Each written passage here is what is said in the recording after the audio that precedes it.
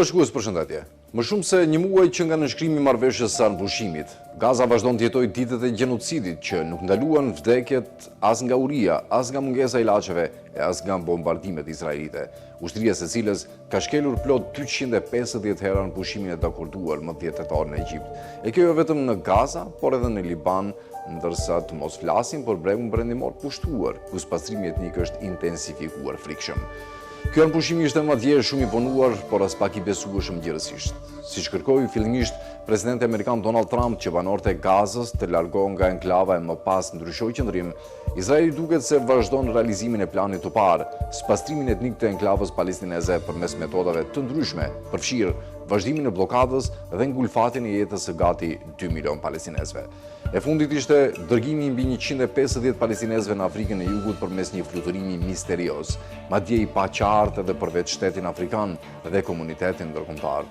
Edhe pas më shumë se një muaj nga anëpushimi, plani i Trumpit çdo ditë më shumë bëhet i paqartë dhe Izraeli e shëbaja në sfondin e planit për ndërtimin e pjesëshëm të Gazës, vazhdojnë të fuqizojnë diku rreth 4 grupe kriminale palestineze që dyshohen për lidhje të forta me ISIS-in.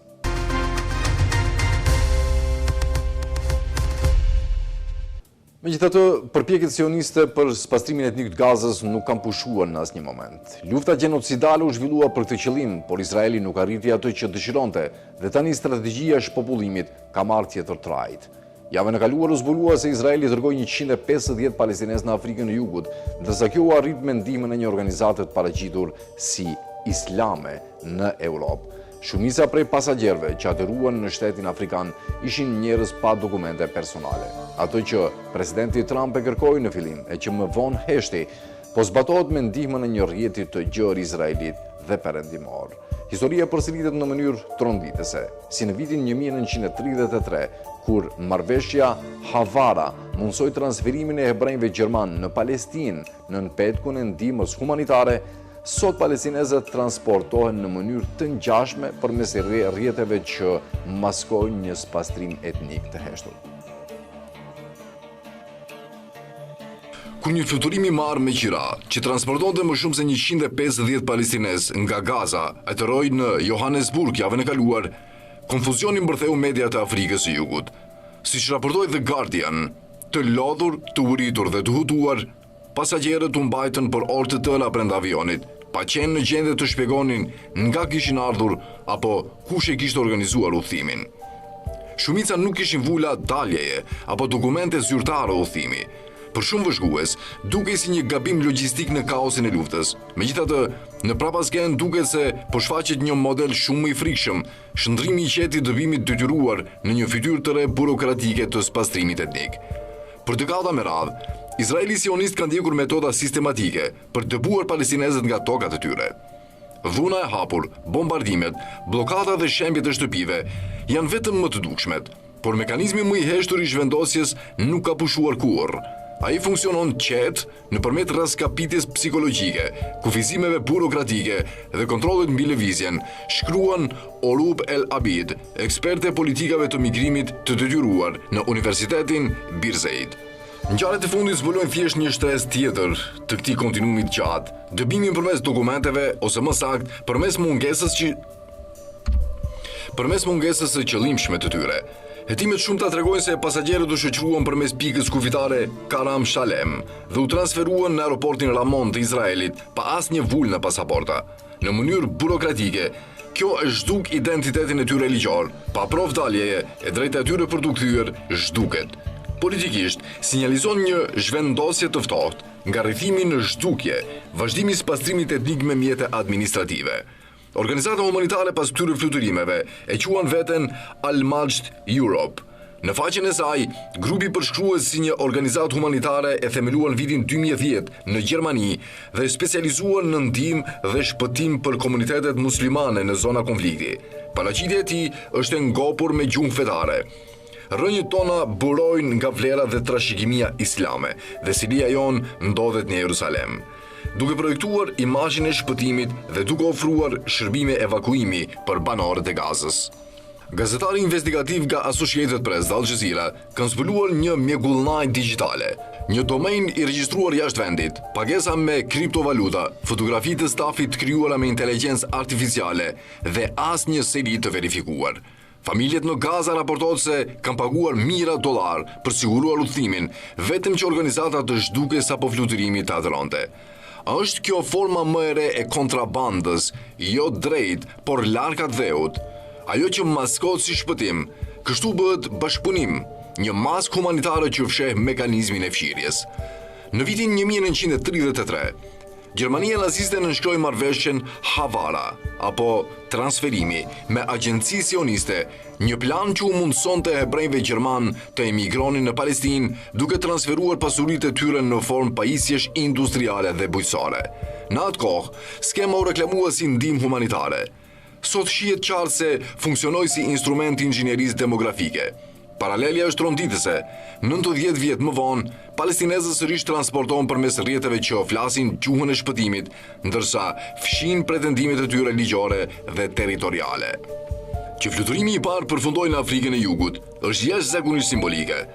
Vendi që shembi apartheidin e njohu pothuajse instinktivisht jehonën e së kaluarës së vet. Kur pasagerët u liruan më në fund, Presidenti Cyril Ramaphosa ndërhyri personalisht, i mirëpriti për arsye humanitare, por paralemroi se Afrika e Jugut nuk do të bëhej korridor për deportime të maskuara. Ky model nuk është as izoluar, as rastësor. Raportet sugjerojnë fluturime të tjera të organizuara nëpër kanale të ngjashme dhe një numër në rritje ofertash rilokimi për palestinezët e ngujuar mes luftës dhe dëshpërimit ekonomik. Roli izraelit në mundësimin e largimeve pa dokumente nuk mund të reduktohet në neglizhencë burokratike. Ai përputhet me objektivin e gjatë për të depopulluar Gazën pas skenës spektakolare të dëbimit. Siç raportoi Associated Press, operacioni mbetet i errët. Organizatat e drejtave të njerëzit frikson se kjo është një përpjekje e Izraelit për të shtyrë palestinezët jashtë Gazës në petkun e koordinimit humanitar. Që nga fillimi i luftës, rreth 40.000 persone janë larguar nga Gaza në këtë skem, sipas Associated Press. Rrënjët e kësaj politike shkojnë deri te administrata Trump, kur Washingtoni mbështeti për pak kohë një plan për zbrazjen e përhershme të Gazës, të cilin juristët ndërkombëtar e cilësuan si spastrim etnik. Edhe pasi presidenti Trump më vonë hoqi dorë nga retorika, ambicia për të reduktuar peshën demografike të Gazës vazhdoi në heshtje përmes mjeteve administrative. Dëshmitë nga Jerusalemi dhe Jordania tregojnë se ky mekanizëm i transferimit të heshtur shtrihet përtej Gazës. Çdo javë, autobus nisen nga vende fqinje ose nga aeroporti Ramon, duke transportuar palestinezë të joshur nga fushata online që premtojnë mundësi ligjore migrimi, të prezantuara si bursa studimi, oferta pune, trajtim mjekësor apo ribashkim familjar. Banorët flasin për një rrjet ndërmjetësish me lidhje me entitete ndërkombëtare dhe zyra private si Al-Majd, që besohet se ka lidhje në Jerusalem dhe vendet të perëndimit. Po aq shqetësuese është edhe heshtja rajonale. Asnjë qeveri arabe nuk ka kërkuar sqarime se si palestinezë ende në rrethim janë shoqëruar përmes territorit izraelit deri në aeroporte të huaja. Asnjë zyrtar nuk ka pyetur kush autorizoi kalimin e tyre apo pse identitetet u lanë qëllimisht pa dokumentuar. Ndërkohë, komuniteti ndërkombëtar e trajton çështjen si një anomali migrimi, duke reduktuar një krim politik në një kuriozitet burokratik. Çdo fluturim evakuimi ul presionin demografik që Izraeli synon të zhduk. Çdo vizë lëshuar gjetkë zhvendos përgjegjësinë nga pushtuesi te vendi pritës. Edhe aktorët e ndershëm humanitar rrezikojnë të bëhen vegla të këtij projekti kur mungon mbikëqyrja. Qëndrimi i Afrikës së Jugut ofron një moment të rrallë qartësie morale. Refuzimi për të marrë pjesë na kujton se apartheidi, qoftë në formë muresh apo aeroportesh, mund të vazhdojë vetëm përmes bashkëfaqësisë globale.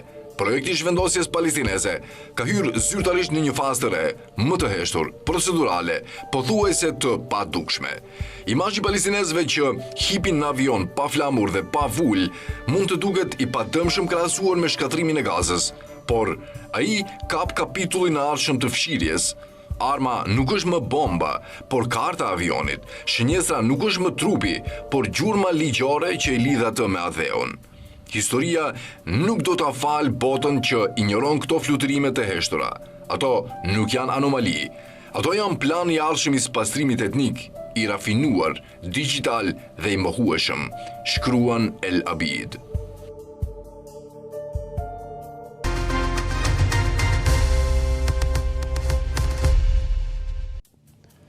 Edhe pse ka kaluar një muaj që nga ndalja e luftimeve, palestinezët në Gaza po i ndjejnë rënd pasojat e gjenocidit që në forma të tjera po vazhdon në këtë vend të shkatruar. Ndërsa Shtetet e Bashkuara promovojnë krimin e një force ndërkombëtare stabilizimi në Gaza, pak vëmendje është kushtuar qendrës së koordinimit civil ushtarak, e cila në vend të mbikëqyrjes së armpushimit në mënyrë të paanshme po funksionon si vegël për të mbrojtur interesat izraelite, duke lejuar shkelje të vazhdueshme të marrëveshjes dhe duke penguar hyrjen e ndihmave humanitare. Operacioni izraelit pas linjës së verdh ka tejkaluar kufitet të akorduar, duke shtrirë kontrollin në mbi 58% të ripit Gazës dhe duke krijuar një Gaza të re nën kontroll të ushtrisë izraelite dhe grupeve kriminale palestineze të lidhura me ISIS-in. Ndërsa Shtetet e Bashkuara shtyn për një forcë ndërkombëtare të stabilizimit që të vendoset në Gaza, pak vëmendje është kushtuar qendrës së koordinimit civil ushtarak, që u krijua për të monitoruar armëpushimin, por që anon rënd drejt mbrojtjes së interesave izraelite në marrëveshjen e armëpushimit. Gati 250 palestinezë janë vrarë dhe 1500 ndërtese janë shkatruar që nga fillimi i armëpushimit në Gaza. Ende nuk kemi kaluar në të ashtu quajturën faza e dytë të marrëveshjes. Se përket ndihmave që hynë në rripin e Gazës, për javët e para, izraelitët lejuan vetëm mesatarisht 90 kamion të hynin në territor në ditë, pavarësisht se ishin të pajtuar për 400 gjatë 5 ditëve të para, pasi cilave thuajse të paktën 600 do të lejoheshin çdo ditë. Për të monitoruar marrëveshjen e armëpushimit, u krijua qendra e koordinimit civil ushtarak, në cilën të paktën 14 vende dhe 10 organizata ndërkombëtare nxituan menjëherë për të u bashkuar. Me zbatimin e armëpushimit, ajo që u njoftua publikisht ishte e paqartë dhe bëri planin për 20 pikash të paraqitur nga presidenti amerikan Donald Trump të vështirë për të kuptuar plotësisht. Ashtu si me marrëveshjen e armëpushimit zbatuar në janar, ishte e qartë se marrëveshja do të zbatojë me faza, me të parën që do të përfshinte një marrëveshje të plotë për shkëmbimin e të burgosurve dhe tërheqjen e pjesëshme izraelite nga Gaza. Siç pritej, më shumë se një muaj më vonë, faza e dytë ende nuk është materializuar, pasi situata mbetet pezull, e kapur mes fazës së parë dhe të dytë, e cila ende nuk është përcaktuar. Nga ana e Hamasit, ata u zotuan të ndalonin gjitha armiqësitë dhe të dorëzonin të gjithë robërit izraelit të mbetur, të vdekur ose të gjallë. Izraelitët nga ana e tyre kurrë nuk i ndalën operacionet e tyre ushtarake, pra pasaj që tani quhet linja e verdhë. Kjo linjë që demarkon territorin de facto të kontrolluar nga Hamasi, nga ai ushtrisë pushtuese, supozohet të përbënte 53% të rripit Gazës, por në vend të kësaj ka rezultuar në pushtimin izraelit të deri 58%, pasi ka shkelur marrëveshjen duke operuar shumë më thellë në territorin palestinez se sa ishte rënë dakord fillimisht. Siç është përshkruar nga zyrtarët amerikan dhe izraelit, plani ka qenë të krijohet një Gaza e re, prapa linjës së verdhë, një territor që drejtohet për tani nga Izraeli dhe 4 grupe të veçanta militante të lidhura me ISIS-in. Sipas logjikës së këtij projekti, ideja është të lejohet rindërtimi kufizuar vetëm në këtë zonë dhe që një e ashtu quajtur forcë ndërkombëtare e stabilizimit të dërgohet në këtë zonë. Kjo forcë, e njohur me shkurtesën ISF, sipas pranimit të zëvendës presidentit Shahbaz J.D. Vance dhe sekretarit të shtetit Marco Rubio, do të sjellë një koalicion ushtarak shumë kombësh që do të ketë detyrë çarmatimin e Hamasit. Me fjalë të tjera, do të përfaqësojë një pushtim me synim ndryshim regjimin në territor në emër të Izraelit, shkruan gazetari Robert Inlakesh. Ndërkohë izraelitët kanë vazhduar të bombardojnë dhe të qellojnë civil çdo ditë në gjithë rripin e Gazës, duke bllokuar një pjesë të ndihmave domosdoshme për popullsinë civile të territorit të rrethuar pregëtar. Ndërsa organizata humanitare që punojnë brenda kuadrit të qendrës së koordinimit civil ushtarak e bëjnë këtë qartë për të përmbushur misionet e tyre të dërgimit ndihmave dhe kryerjes së detyrave të tyre në territor, kombet e përfshira në qendrën e koordinimit janë një çështje krejt tjetër. Pra, çfarë është qendra e koordinimit civil ushtarak? Në thelb, është një organ monitorues dhe koordinues me sili në Kiryat Gat të Izraelit, në verilindjet të Gazës dhe, sipas mediave izraelite, drejtohet fillimisht nga Shtetet e Bashkuara dhe së dyti nga Izraeli. Vendet e tjera që punojnë në këtë kuadër, po kryen gjithashtu veprime në terren, si egjiptianët, të cilët dërguan specialistë dhe pajisje për të ndihmuar në kërkim të trupave të izraelitëve që janë në rrënojet e krijuara nga sulmet ajrore izraelite. Kur izraelitët shkelin anëpushimin çdo ditë, qendra e koordinimit civil ushtarak supozohet të jetë aty për t'i frenuar ata. Megjithatë, ka dështuar plotësisht ta bëjë këtë. Asnjë nga këto kombe që formojnë qendrën e koordinimit civil ushtarak nuk ka bërë ende protesta publike ose nuk është tërhequr për shkak të shkeleve izraelite të anëpushimit, pavarësisht se ata me siguri janë të vetëdijshëm për atë që po ndodh.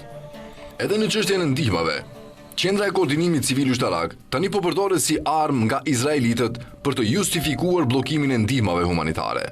Më pas, SHBA-ja e cila supozohet të jetë udhëheqësja e qendrës koordinimit civil ushtarak, po gënjen hapur për sasinë e ndihmave që hynë në rripin e Gazës, ndonse ka dieni të plot për gjithçka që po ndodh atje, vlerëson Inlakesh. Zëdhënësi i shtëpisë Bardh, Dylan Johnson, pretendon se mesatarisht 674 kamion ndihmash kanë hyrë çdo ditë kur anëpushimi hyrë në fuqi. Megjithatë, programi botror i ushqimit deklaron se vetëm gjysma e ndihmave ushqimore të kërkuara sipas marrëveshjes anëpushimit janë lejuar të hyjnë. Nga ana tjetër, sipas grupeve palestineze të drejtave të njerëzit, që po monitorojnë nga afër situatën, ata thonë se afër një çereku e ndihmave totale të rëna dakord janë lejuar të hyjnë në Gaza. Po ashtu janë bërë pretendime nga SHBA-ja dhe Izraeli, që mund të rrezon lehtë në lidhje me anëtarë të Hamasit që gjoja grabisin kamionet e ndihmave, diçka që është kryer sistematikisht nga milicit bashkëpunëtore të lidhura me ISIS-in dhe element kriminal në territor, shkruan Inlakesh.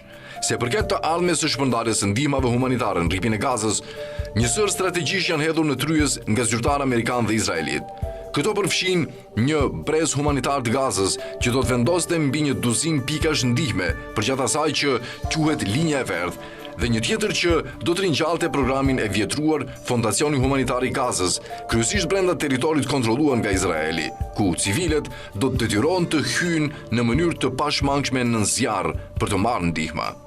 Deri tani, propozimet të tilla duke se përputhen me një sër strategjisht të tjera, të gjitha të dizajnuara për të krijuar dy territore të ndara në Gaza.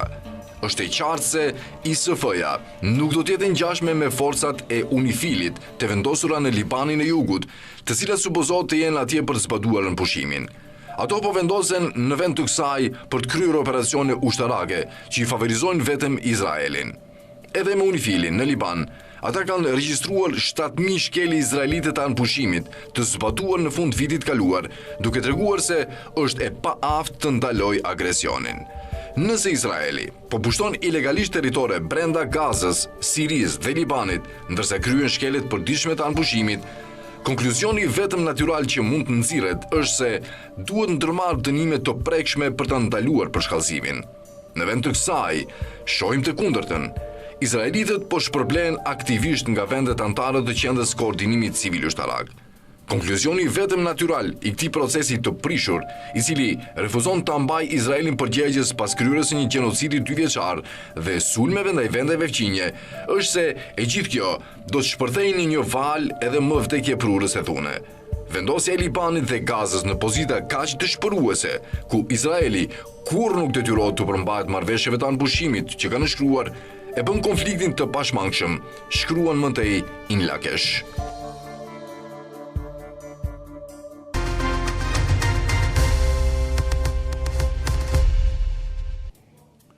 Ndërsa diskutohet administrata tranzitore propozuar nga SHBA-ja, Izraeli vazhdon bombardimet, pengon hyrjen e ndihmave dhe forcon kufizimet e aksesit humanitar, duke thelluar krizën humanitare dhe duke minuar çdo përpjekje ndërkombëtare për stabilizim të qytetarëve civil. Ndërkaq që Komisioni Kombëtar për Veprim Popullor Palestinez paralajmëron se çdo përpjekje për të imponuar një qeverisje të jashtme mbi Gazën përbën shkelje të drejtë për drejtë të drejtës për vetëvendosje dhe është një rikthim i formave të vjetra të dominimit kolonial maskuar nën etiketa diplomatike dhe humanitare.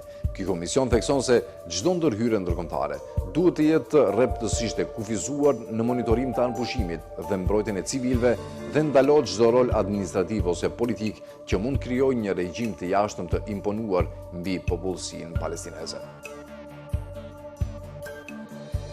Një grup organizatash palestineze publikoi të dielën një deklaratë të fortë, duke refuzuar propozimet e SBA-s për ta vendosur Gazën në një administratë tranzitore të imponuar nga jashtë, duke paralajmëruar se një lëvizje e tillë përbën një kolonializëm të ri.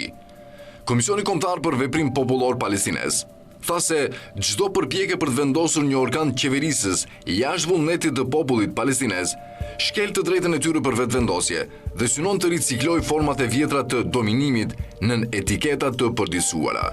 Ai theksoi se vendimet për të ardhmen e Gazës duhet të vinë nga vetë palestinezët dhe të mbrojnë unitetin e tokës, legitimitetin e rezistencës ndaj okupimit izraelit dhe të drejtën për liri, rezistencë dhe vetëvendosje të garantuar nga e drejta ndërkombëtare. Komisioni Kombëtar për Veprim Popullor Palestinez është një aleancë globale që përfshin Konferencën Popullore të Palestinezëve jashtë vendit, Konferencën Kombëtare Palestineze, Konferencën Popullore Palestineze, Federatën Palestineze në Amerikën Latine dhe figurat pavarura palestineze, sipas Pallinfo, dhe së fundmi ka mbajtur një konferencë në Stamboll. Në draft të rezolutën e SBA-s, që pritet të paraqitet Këshilli i Sigurimit të OKB-s, po nxit paralajmërime të ashpra nga ekspert ligjor dhe grupe palestineze, të cilët thonë se Washingtoni po përpiqet të institucionalizojë gjenocidin izraelit në Gaza përmes një kornize ndërkombëtare. Teksti synon të miratoj planin e paqes Trump, të ashtu quajturin plani gjithëpërfshirës, dhe të krijojë 2 trupa të reja, një administratë civile tranzitore quajtur Bordi i Paqes dhe një forcë ndërkombëtare të stabilizimit të militarizuar. Drafti i jep kompetenca të gjëra Bordit të Paqes, përfshir mbikëqyrjen e qeverisjes së Gazës, rindërtimin, rimëkëmbjen ekonomike dhe koordinimin e operacioneve humanitare. Kritikët thonë se ky hap përdor autoritetin e OKB-s për të normalizuar gjenocidin dhe për të imponuar një regjim tjetër të huaj mbi palestinezët. Plani i qëndron jashtë çdo kornize të njohur ligjore ndërkombëtare dhe në vend të saj parasheh një rend paralel të ndërtuar mbi kontrollin e sigurisë dhe autoritetin e jashtëm. Nëse miratohet, paralajmëron komisioni, Këshilli i Sigurimit do të legjitimojë një sistem që u heq palestinezëve të drejtën për vetëvendosje dhe minon besueshmërinë së drejtës ndërkombëtare. Duke pranuar se një prani ndërkombëtare kufizuar mund të ndihmojë në monitorimin e një armpushimi dhe në mbrojtjen e civilëve, komisioni nguli këmbë që një forcë e tillë duhet të jetë rreptësisht e kufizuar dhe të ndalohet shprehimisht të marrë role administrative ose politike. Çdo lëvizje drejt një kujdestarie të maskuar, paralajmëroi ai, refuzohet kategorikisht. Komisioni u bëri thirrje lëvizjeve politike palestineze, institucioneve dhe komuniteteve në mbar botën të refuzojnë gjitha format e kontrollit të jashtëm dhe të mos bashkëpunojnë me propozime që minojnë vendimmarrjen kombëtare. Ai i bëri thirrje figurave publike, sindikatave dhe organizatave që të kundërshtojnë ato që i përshkroi si ambicie të reja koloniale përmes mjeteve paqësore dhe ligjore. Deklarata u mbyll duke riafirmuar angazhimin për veprim të bashkuar popullor në mbrojtje të drejtave të popullit ton dhe në mbështetje të qendresës palestineze deri në arritjen e lirisë së plotë.